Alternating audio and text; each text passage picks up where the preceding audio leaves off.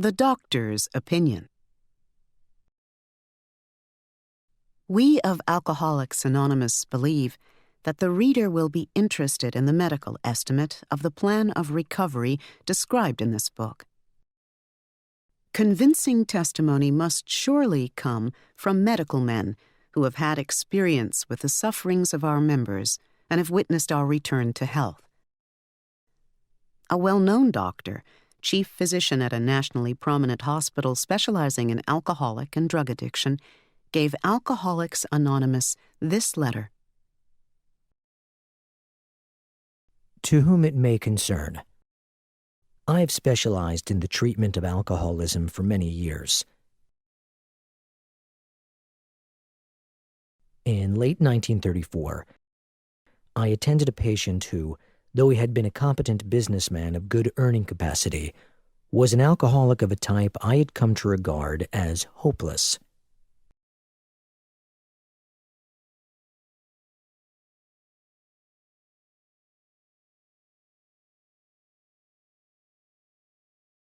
In the course of his third treatment, he acquired certain ideas concerning a possible means of recovery. As part of his rehabilitation, he commenced to present his conceptions to other alcoholics, impressing upon them that they must do likewise with still others.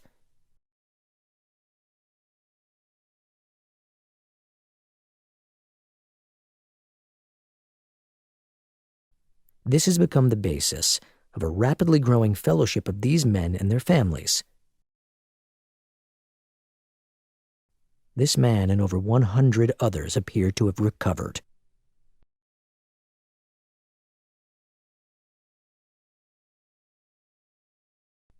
I personally know scores of cases who were of the type with whom other methods had failed completely.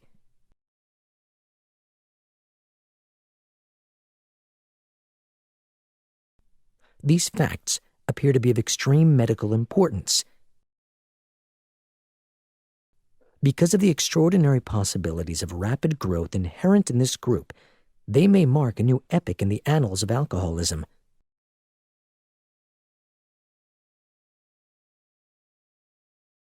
These men may well have a remedy for thousands of such situations.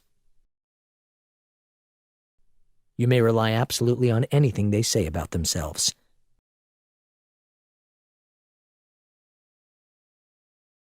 Very truly yours, William D. Silkworth, M.D.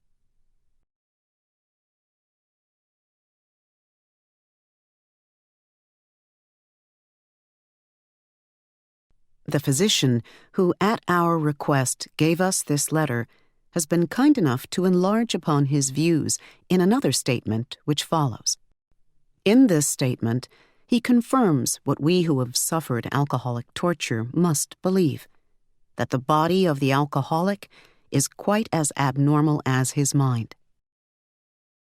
It did not satisfy us to be told that we could not control our drinking just because we were maladjusted to life, that we were in full flight from reality or were outright mental defectives.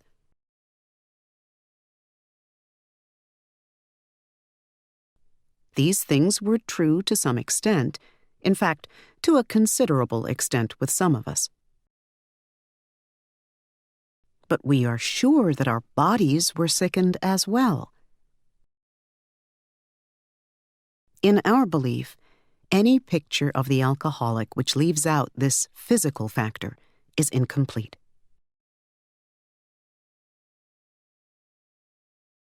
The doctor's theory that we have an allergy to alcohol interests us.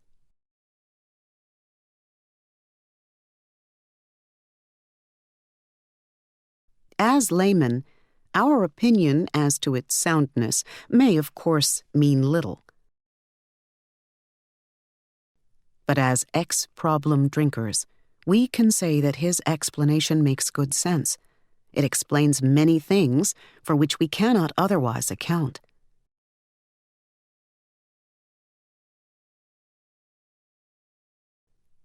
Though we work out our solution on the spiritual as well as an altruistic plane, we favor hospitalization for the alcoholic who is very jittery or befogged.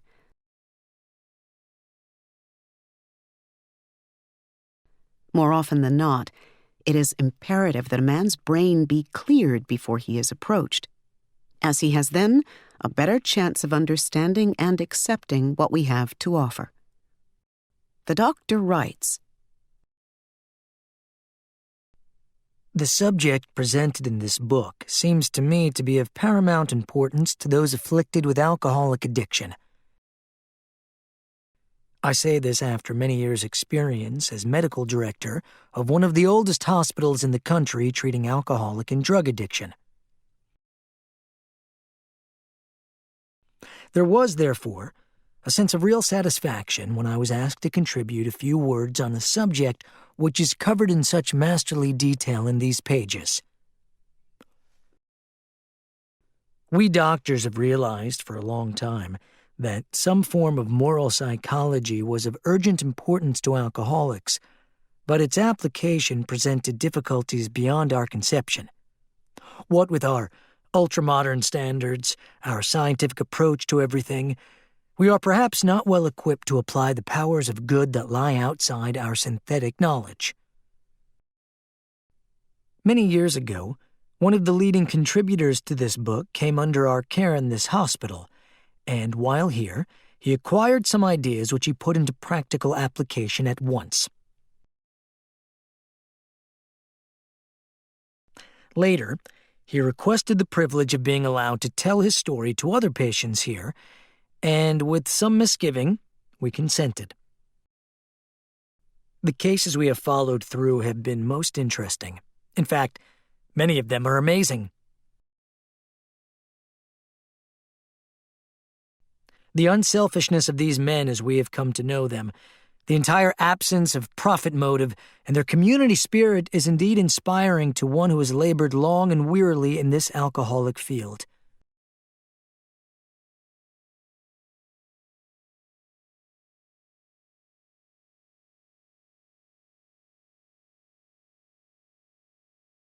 They believe in themselves, and still more in the power which pulls chronic alcoholics back from the gates of death.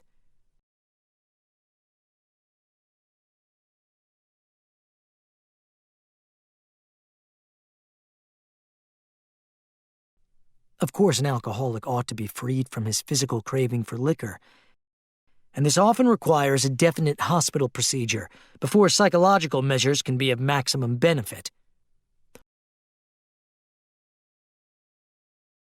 We believe, and so suggested a few years ago, that the action of alcohol on these chronic alcoholics is a manifestation of an allergy, that the phenomenon of craving is limited to this class and never occurs in the average temperate drinker.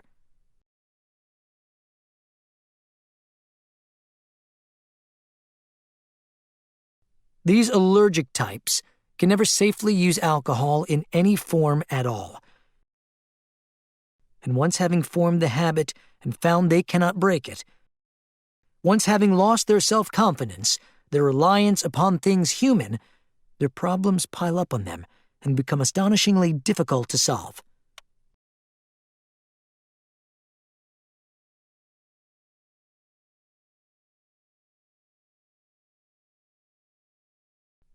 Frothy emotional appeal seldom suffices.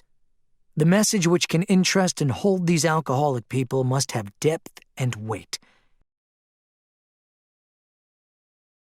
In nearly all cases, their ideals must be grounded in a power greater than themselves if they are to recreate their lives.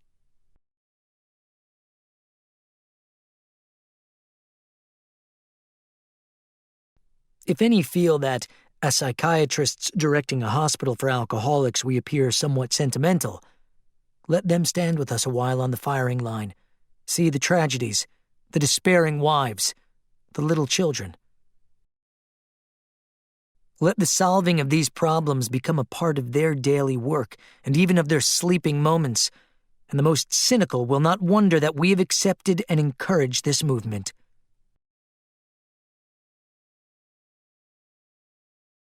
We feel, after many years of experience, that we have found nothing which has contributed more to the rehabilitation of these men than the altruistic movement now growing up among them.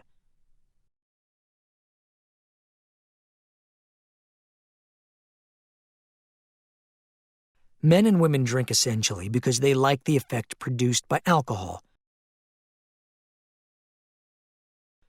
The sensation is so elusive that, while they admit it is injurious, they cannot, after a time, differentiate the true from the false. To them, their alcoholic life seems the only normal one.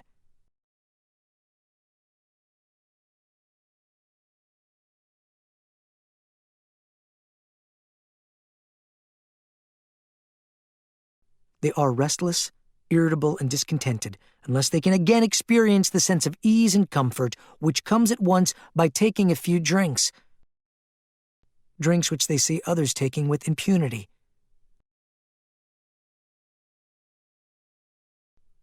After they have succumbed to the desire again, as so many do, and the phenomenon of craving develops, they pass through the well-known stages of a spree, emerging remorseful with a firm resolution not to drink again. This is repeated over and over. And unless this person can experience an entire psychic change, there is very little hope of his recovery.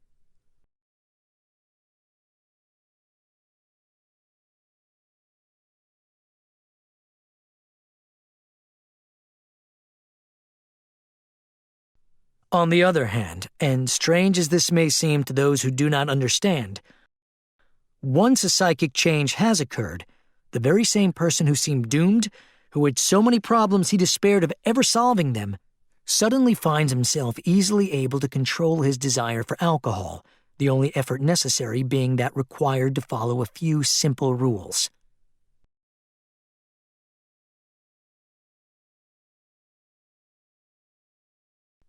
Men have cried out to me in sincere and despairing appeal, "Doctor, I cannot go on like this. I have everything to live for. I must stop, but I cannot. You must help me." Faced with this problem, if a doctor is honest with himself, he must sometimes feel his own inadequacy. Although he gives all that is in him, it often is not enough. One feels that something more than human power is needed to produce the essential psychic change. Though the aggregate of recoveries resulting from psychiatric effort is considerable, we physicians must admit we have made little impression upon the problem as a whole. Many types do not respond to the ordinary psychological approach. I do not hold with those who believe that alcoholism is entirely a problem of mental control. I have had many men who had, for example, worked a period of months on some problem or business deal which was to be settled on a certain date favorably to them. They took a drink a day or so prior to the date, and then the phenomenon of craving at once became paramount to all other interests, so that the important appointment was not met. These men were not drinking to escape. They were drinking to overcome a craving beyond their mental control.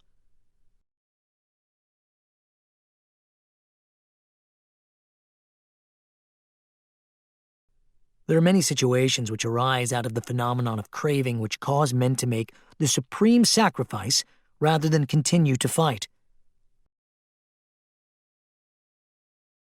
The classification of alcoholics seems most difficult, and in much detail is outside the scope of this book. There are, of course, the psychopaths who are emotionally unstable. We are all familiar with this type. They are always going on the wagon for keeps. They are over-remorseful and make many resolutions, but never a decision. There is the type of man who is unwilling to admit that he cannot take a drink. He plans various ways of drinking. He changes his brand or his environment. There is the type who always believes that, after being entirely free from alcohol for a period of time, he can take a drink without danger. There is the manic-depressive type, who is perhaps the least understood by his friends and about whom a whole chapter could be written.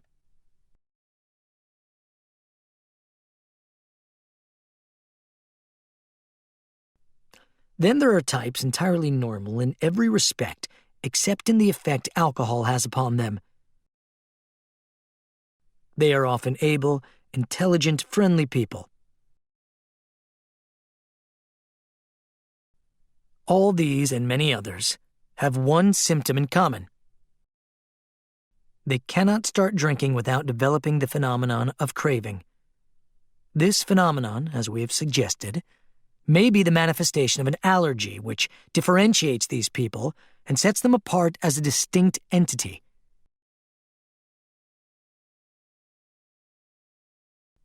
It has never been, by any treatment with which we are familiar, permanently eradicated. The only relief we have to suggest is entire abstinence.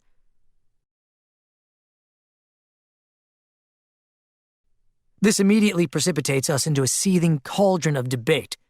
Much has been written pro and con, but among physicians, the general opinion seems to be that most chronic alcoholics are doomed. What is the solution?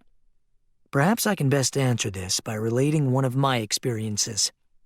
About 1 year prior to this experience, a man was brought in to be treated for chronic alcoholism.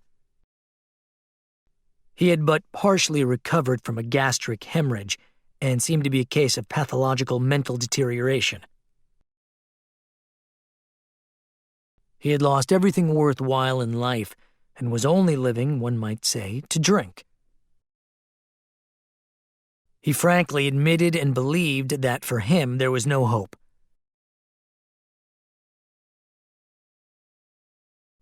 Following the elimination of alcohol, there was found to be no permanent brain injury. He accepted the plan outlined in this book.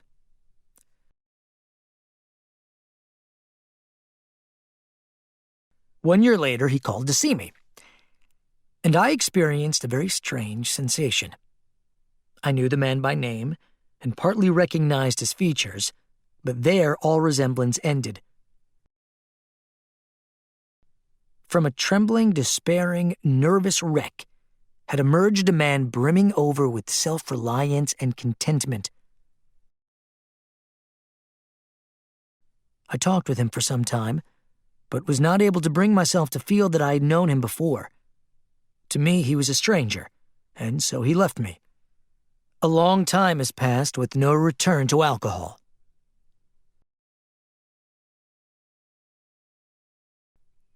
When I need a mental uplift, I often think of another case brought in by a physician prominent in New York. The patient had made his own diagnosis, and deciding his situation hopeless, had hidden in a deserted barn determined to die. He was rescued by a searching party, and in desperate condition brought to me.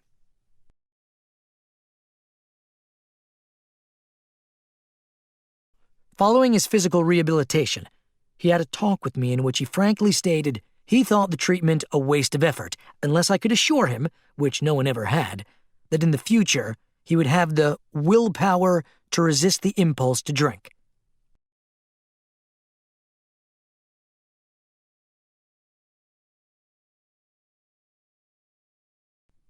His alcoholic problem was so complex, and his depression so great, that we felt his only hope would be through what we then called moral psychology, and we doubted if even that would have any effect. However, he did become sold on the ideas contained in this book. He has not had a drink for a great many years. I see him now and then, and he is as fine a specimen of manhood as one could wish to meet. I earnestly advise every alcoholic to read this book through.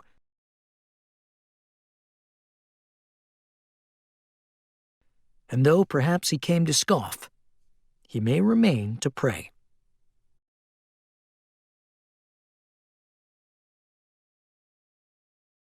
William D. Silkworth, M.D.